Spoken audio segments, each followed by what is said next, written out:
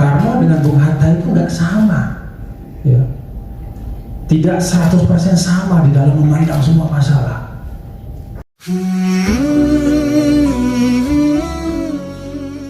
Kita sebagai umat yang beragama, ber-Indonesia itu nikmat yang luar biasa. Kita bisa bayangkan siapa yang bisa merekayasa alam pikiran kita itu yang sama. Bagaimana mungkin misalnya Sultan Syarif Qadri yang ada di Kalimantan mikirnya sama dengan katakanlah Cut Nyak Dien yang ada di Aceh, sama pikirannya dengan Supomo yang ada di Jawa, sama pikirannya dengan Agus Salim yang ada di Sumatera. Padahal mazhab pemikirannya mereka beda-beda. Bung Karno dengan Bung Hatta itu nggak sama, ya. Tidak 100% sama di dalam memandang semua masalah. Bung Hatta kita kenal dia memiliki keyakinan sangat kuat terhadap ekonomi kerakyatan, khususnya koperasi sebagai soko guru. Kalau Bung Karno enggak. Bung Karno lebih lebar dia berpikir ketika bicara tentang ekonomi. Walaupun asasnya adalah yang sering disebutkan sebagai Sarinah Marxisme, tapi juga beliau sebenarnya tidak menentang, ya, katakanlah pasar yang terbuka, ya, tapi tetap ada kedaulatan. Artinya apa? Dari sisi madrasah atau mazhab pemikiran, school of thought, para founding fathers kita itu beda. Dari sisi suku bangsa juga beda. Dari sisi agama juga beda. Ada Amaramis, ada Igede di Bali, ya, Agus Salim, Kiai Wahid Hashim. Nah, siapa yang bisa menyatukan demikian banyak ras, suku bangsa, ya, orang-orang pintar dari beragam sekolah pemikiran menjadi satu kehendak untuk merdeka? Ya, menurut saya Tuhan yang Maha Kuasa, Allah Subhanahu Wa Taala. Karena itu bagi saya, teman-teman, ya, harta paling berharga kita sebagai bangsa Indonesia, ya, adalah kebersamaan kita, persatuan kita ini. Intangible asset. Jadi kalau ada orang bertanya, apa sih kekayaan Indonesia yang paling utama? Bukan tangible asset seperti sumber daya alam yang suatu ketika pasti akan habis, tapi intangible asset itu rasa kita ini satu bangsa, ya. Rasa kita menyatu padahal kita beragam. Nah, ini karunia Allah. Karena ini karunia Allah, maka dia tunduk pada hukum syukur dan kufur nikmat. Kalau dalam misalnya Islam, ya, bahkan saya yakin juga di semua agama sama. Apa arti syukur dan kufur? Ketika nikmat itu mampu dikelola dengan baik, maka dia akan jadi berkah, maka dia akan menjadi modal untuk kita membangun sesuatu yang baik. Tapi ketika dia dikufuri, ya, dia tidak disyukuri seperti seharusnya, maka dia dari nikmat itu menjadi niqmah. Kan dalam bahasa Arab antara nikmat dengan musibah itu bedanya cuma satu huruf. Kalau nikmat itu pakai ain, kalau musibah atau bala, ya, bencana itu pakai qaf. Ada guru saya bilang, ini menarik, ya, dari ain ke qaf itu ada dua, ya, huruf, ya. Ada dua huruf dari ain ke qaf. Dari nikmat jadi musibah itu ada dua huruf. Huruf pertama itu ghain. Ini kita bicara huruf hijaiyah, ya, cara dulu nih. Guru saya bilang goin. Apa goin itu? Gurur. Gurur itu artinya lupa diri, sombong dan takabur. Mulailah nikmat itu bergeser. Jadi ada egoisme, ada kesombongan. Ketika masing-masing kita merasa bahwa kelompok saya paling berjasa, ketika kita merasa pemikiran saya yang paling benar, ketika kita merasa suku saya yang paling berjasa, ketika kita merasa, ya seperti itulah, ada gurur, mulai kita bergeser. Lalu ketika sudah ada gurur, setelah itu ada fa. Fa itu al-fasad. Fasad itu destruksi. merusak. Jadi ketika kita sudah tumbuh egoisme, anania, egosentris, kita perturutkan kepentingan kelompok yang kita dahulukan, kita lupa kepentingan bersama, maka kita kemudian menciptakan destruksi, kerusakan demi kerusakan. Dan tidak ada kerusakan yang paling fatal bagi satu bangsa yang besar seperti Indonesia kecuali kerusakan yang muncul dari dalam dirinya. Nah, karena itu tantangan supaya tetap nikmat ini menjadi sesuatu yang indah adalah kita harus menghindari dua hal itu. Yang pertama itu adalah ego dari masing-masing kelompok yang ada. Yang kedua adalah hal-hal yang destruktif satu sama lain. Nah, karena itu saya mengajak kita semua. Saya lihat tadi ada anak muda dari remaja masjid, dari ormas, organisasi mahasiswa, organisasi massa. Mari kita letakkan kebangsaan dalam arti rasa persaudaraan itu sebagai sentrum dari semua aktivitas kita. Kita boleh punya ormas keagamaan, tapi sentrumnya adalah semua ekspresi keberagamaan kita harus menguatkan keindonesiaan. Ada nggak ekspresi keberagamaan yang melemahkan ikatan kita sebagai bangsa? Ada. Ketika kita mengintroduksi, mendatangkan ideologi yang pada akhirnya akan merusak negara bangsa kita ini. Atas nama agama, kita bawa ideologi itu atas nama agama, yang kemudian bukan menguatkan kebangsaan kita, tapi justru memporak-porandakan. Dan ini banyak terjadi. Saya kebetulan pernah lama tinggal di negara-negara Arab, teman-teman sekalian. Di negara Arab itu mereka hancur lebur. Kalau kita bicara misalnya puncak peradaban, pada dinasti Abbasiyah misalnya, kecemerlangan di abad ke-9 dan seterusnya, itu adanya di Baghdad, di Irak. Sekarang habis. Kita bicara tentang dinasti Umayyah di Syria, Damaskus. Kalau kita ke Syria dulu, ini cerita waktu saya ke Syria dulu, zaman-zaman masih belum ada perang. Syria itu semuanya indah. Everything is beautiful. The beauty is Syria. Kalau kata orang Syria, keindahan itu adalah Syria. Alamnya cakep, pohon-pohon zaitun, ranting-ranting itu demikian indah. Udaranya juga nikmat sekali dan orang-orangnya ganteng-ganteng, cantik-cantik. Itu orang Syria. Ketika persaudaraan mereka hilang, atas nama ideologi, dengan membawa nama agama, lalu masing-masing merasa paling benar, terjadilah perang saudara. Apa yang terjadi sekarang? 6 juta orang Syria mengungsi. Ada 4 juta ke Turki, ada lebih dari 1,5 juta menyeberang Laut Tengah ke Eropa, ribuan tenggelam di tengah laut. Dan ketika sampai Eropa pun mereka tidak mendapatkan apa yang mereka harapkan, terlunta-lunta sebagai pengungsi. Kenapa? Apakah agamanya hilang? Enggak, agamanya ada tetap. Yang hilang itu adalah kebangsaannya. Kebangsaan selama ini adalah dialog kebanggaan. Kita selalu bangga bahwa Republik Indonesia dengan 17.000 pulau tadi, dengan ribuan budaya, dengan ribuan bahasa dan apa, itu menjadi suatu kebanggaan bagi kita dalam menyatukan dalam suatu negara yang disebut dengan Negara Kesatuan Republik Indonesia.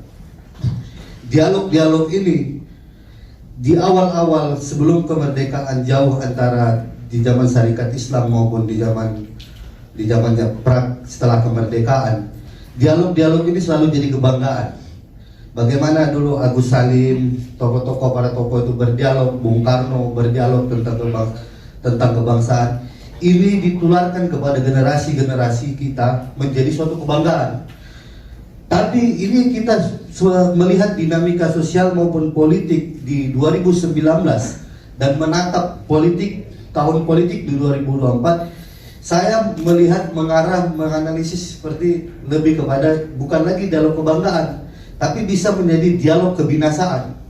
Artinya kita mengarah destruktif menjadi binasa sebagai negara kesatuan karena akibat perbedaan pandangan, perbedaan dialog yang keras dan tajam, dan itu menjadi sesuatu yang tidak bisa kita selesaikan dengan kebanggaan kita. Saya tanggapan dari Tuan Guru Bajang sebagai Tuan Guru yang saya muliakan, bagaimana menatap tahun politik 2024, bahwa hari ini dengan serangan media sosial, serangan dan lain-lain dari seluruhnya, ini mengarah kepada kebinasaan. Kalau tetap dijalankan bahwa politik ini akan merasa dirinya benar, ini merasa benar.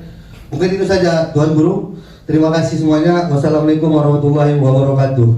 Waalaikumsalam. Yang dari Universitas Mahasiswa. Politik ini juga menjadi suatu arsiran yang mendapatkan perspektif negatif dari masyarakat, Tuan Guru. Mungkin nggak bisa kita pungkiri, tidak perlu pakai data, pasti ada terjadi pro dan kontra. Ngapain dong masuk ke dalam partai politik segala macam, itu kotor segala macam. Walaupun Bang Rudi meluruskan, kalau nggak kita yang memperbaikinya, siapa lagi gitu. Tapi Tuan Guru, mungkin Tuan Guru bisa memberikan sedikit tanggapan dengan tujuan Tuan Guru untuk membangkitkan semangat kebangsaan melalui terpilihnya Tuan Guru menjadi Ketua Harian Nasional Partai Perindo. Tuan Guru, kami minta bimbingan dan arahan Tuan Guru bagaimana sebenarnya semangat Tuan Guru ini untuk membangkitkan kebangsaan dalam konteks partai politik, Tuan Guru. Sehingga apa tujuannya? Sehingga tujuannya partai politik ini tidak menjadi suatu hal yang sensitif lagi, Tuan Guru. Mungkin kita juga baru tahu dari Komisi Pemilihan Umum bakalan menetapkan kampanye politik bahkan di dalam lingkungan kampus. Kita tidak ingin ada pergesekan yang sangat besar, Tuan Guru, ketika ada hal-hal tersebut, Tuan Guru. Mungkin bisa diberikan pencerahan Tuan Guru bagaimana perspektif partai politik ketika Tuan Guru memiliki komitmen untuk terjun ke dalam Partai Perindo. Terima kasih. Ini memotret realitas, dan realitas itu tidak untuk kita perdebatkan. Ya memang potretnya kayak begitu. Kenapa bisa terjadi seperti itu? Menurut saya dalam fenomena sosial apapun kan tidak ada yang namanya single faktor. Faktor tunggal itu tidak ada. Selalu dia multi ya faktor yang kompleks lah. Ya kalau kita bagi-bagi ya, tanggung jawab siapa sih politik kita kok kayak begini-gini banget gitu. Kok orang kalau mau nyalon harus mikir ngapit uang sekian sekian ratus juta paling enggak. Apa iya kayak begitu? Kalau iya, ini salah siapa? Kalau memang iya, lalu bagaimana kita menanganinya? Saya tidak berpretensi menjawab itu secara utuh saja, karena ini kan ruangnya bukan untuk itu, tapi pengalaman pribadi saja. Dulu saya dicalonkan sebagai calon gubernur dalam pemilihan langsung pertama di NTB 2008.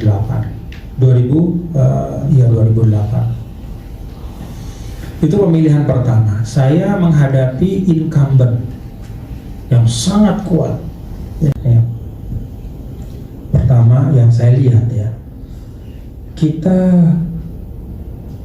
entah dimulai oleh siapa saya nggak tahu nih. Tapi hate speech atau ujaran kebencian itu sudah sangat biasa di negara kita hari ini. Beda secara budaya, secara agama, secara akal sehat antara mengkritik dengan menghujat itu beda. Dengan memfitnah itu beda. Jadi tidak boleh juga kita membiarkan ya, narasi kebencian atas nama kritisisme, atas nama demokrasi, apalagi atas nama agama. Itu kita menzolimi agama. Kalau kita membenarkan kelakuan kita, syahwat kekuasaan kita untuk menghujat orang lain, lalu kita labeli dengan agama. Jadi politik kebencian itu menyeruak. Saya nggak tahu ya, tapi memang saya melihat dari 2014 sebelumnya, katakanlah dari 2012 itu mulai polarisasi. 2014 2019 makin politik kebencian. Jadi itu menurut saya yang pertama ya, narasi kebencian yang harus kita hilangkan dari ruang publik. Siapa yang berperan? Ya kita semua. Yang kedua adalah eksploitasi agama. Ini luar biasa. Eksploitasi agama betulnya apa? Banyak. Contoh ya. Beda pilihan politik melabeli orang dengan label teologis. Kan istilah munafik itu dia istilah yang sangat teologis, menyembunyikan kebencian ya, menampakkan seakan-akan. Jadi kalau teologisnya dalam Islam itu seakan-akan Islam tapi menampakkan, menyembunyikan kebencian. Munafik itu teologis sekali, tapi di Indonesia ini kita tarik dia ke ranah politik praktis, kita labeli orang yang beda pandangan politiknya sama kita, munafik, kafir, segala macam, kurang Islam, lemah iman. Itu semua teologis. Padahal politik itu jelas dalam ulama disebut, dalam perumusan ulama jelas, politik itu ruang muamalah, bukan ruang akidah, bukan ruang ritual ibadah. Jadi nggak ada urusan ukuran keimanan di situ. Apa yang merupakan ruang muamalah? Ekonomi, politik, budaya, berbangsa. Karena itu ketika misalnya Founding Fathers kita menyepakati negara bangsa, NKRI, validitasnya itu tidak kalah dengan misalnya dulu pada saat sejarah Islam, orang-orang dulu merumuskan sistem khilafah misalnya. Itu valid pada zamannya. Itulah ijtihad muamalah mereka. Lalu kita punya ijtihad hari ini namanya NKRI untuk menyatukan kita dari dalam segala keragaman ini jadi satu bangsa. Itu ijtihad kita, kesepakatan kita, sama validnya. Gak bisa mengatakan itu lebih Islami, ini gak Islami. Enggak. Ini ruang muamalah. Dan dalam ruang muamalah Islam itu tidak memberikan panduan yang baku. Misalnya sistem pemerintahan harus kayak gini, sistem dagang harus kayak gini. Enggak. Yang diberikan adalah prinsip-prinsip. Dalam berpolitik misalnya keadilan, kesetaraan, kebebasan, penghormatan hak asasi, dan seterusnya. Jadi mau sistem apa, yang penting di situ ada nilai-nilai yang mulia itu silahkan aja. Nah, ketika kita tidak bisa menempatkan sesuatu pada tempatnya, yang politik, yang mana itu bagian dari muamalah kita tarik ke akidah, maka runya melihat bahwa politik ini bagian yang penting untuk membentuk Indonesia ke depan ya. Tetapi ada bagian-bagian yang lain yang juga tidak kalah pentingnya. Kita perlu membangun ekonomi yang kuat. Kita perlu membangun ketahanan budaya yang juga kuat dengan resiliensi yang kuat. Kita perlu membangun kehidupan beragama yang sehat juga. Ya. Nah, ini semua kan bersama-sama dengan politik yang baik, itulah yang mengantarkan Indonesia menjadi Indonesia yang lebih baik. Jadi bagi yang punya bakat berpolitik, mari salurkan ke partai politik ya, masuk ke dalam politik dengan baik, membawa politik gagasan, ya, menjauhkan diri dari politik destruktif. Tapi kalau ingin mengambil wilayah yang lain ya silahkan juga ya, karena sekali lagi politik itu penting, tapi dia bukan satu-satunya. Terima kasih. Assalamualaikum warahmatullahi wabarakatuh.